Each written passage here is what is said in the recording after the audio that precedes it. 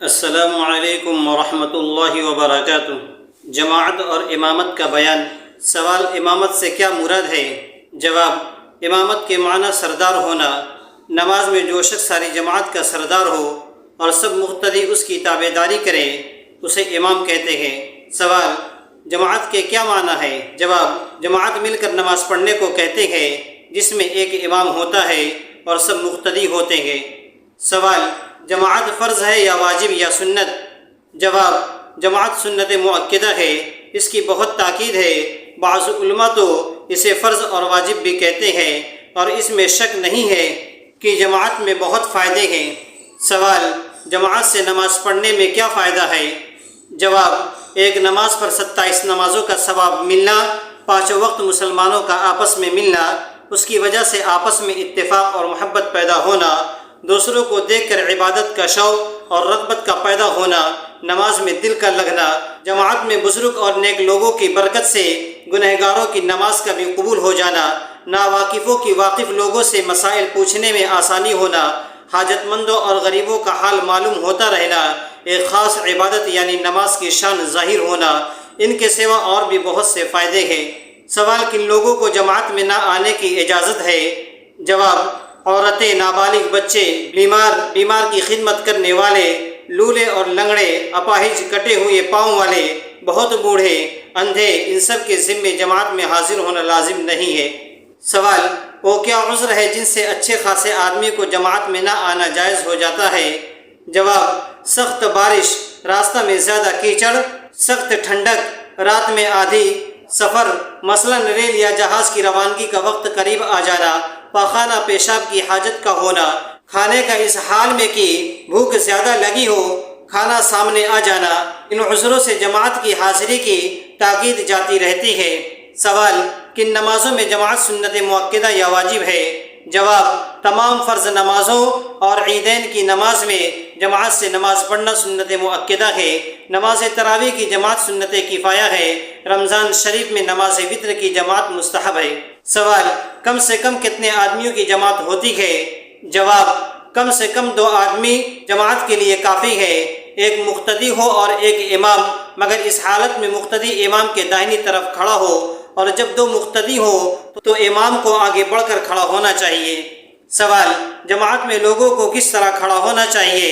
جواب: مل کر اور صفیں سیدھی کر کے کھڑے ہو، درمیان میں خالی جگہ نہ ہو، بچوں کو پیچھے کھڑا کرے۔ بڑے آدمیوں کی صفوں میں بچوں کو کھڑا ہونا مکروہ ہے، عورتوں کی صف بچوں کے بعد ہونی چاہیے۔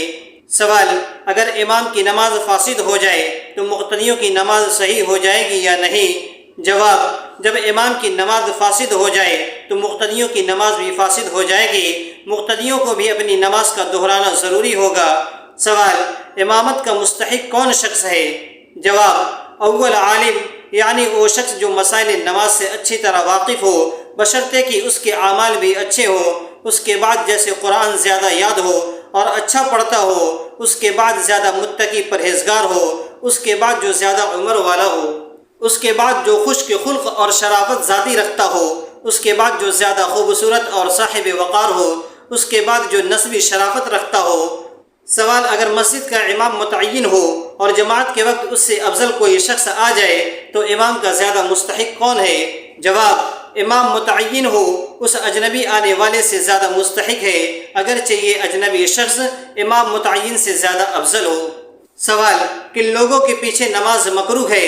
جواب: بدعتی اور فاسق اور جاہل، غلام اور جاہل گوار اور احتیاط نہ کرنے والے اندھے اور جاہل ولد الزنا کے پیچھے نماز مکروہ ہے۔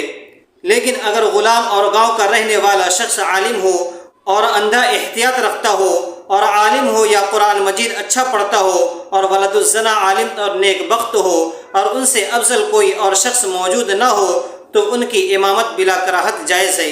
سوال: کن لوگوں کے پیچھے نماز بالکل نہیں ہوتی؟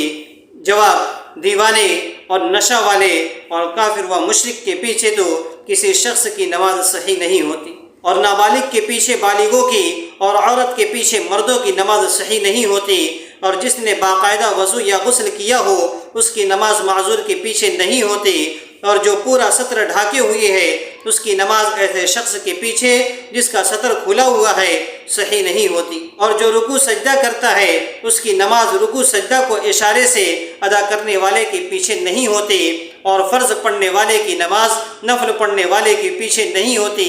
اسی طرح ایک فرض مثلا ظہر پڑھنے والے کی نماز دوسرا فرض مثلا عصر پڑھنے والے کے پیچھے نہیں ہوتی۔ سوال: نابالغ لڑکے کے پیچھے تراویح کی نماز جائز ہے یا نہیں؟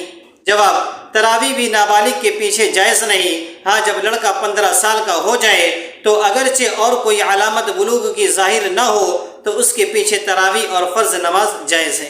اگر ویڈیو پسند آئی ہے تو چینل کو سبسکرائب کر دیجئے، بیل ضرور دبا دیجئے، لائک اور شیئر کرنا مت بھولیے تاکہ ہماری نئی آنے والی ویڈیو کا نوٹیفیکیشن آپ کے پاس سب سے پہلے پہنچے۔